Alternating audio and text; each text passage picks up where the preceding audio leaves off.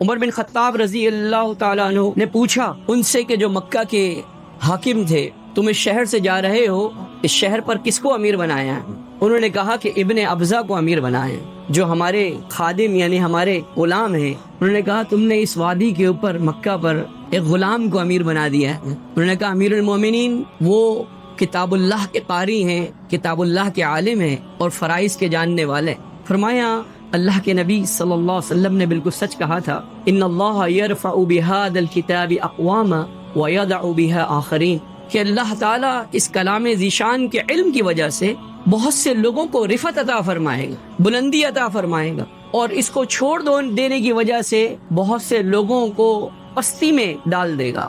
آج جو ہمارا معاشرہ ہے، بدقسمتی سے اس کی یہی صورتحال ہے۔ علوم موجود ہیں لیکن علوم نافعہ موجود نہیں، اور فخر ہے، گھمنڈ ہے، انانیت ہے، نخوت ہے اپنی اس جہالت پر جو موجود ہے۔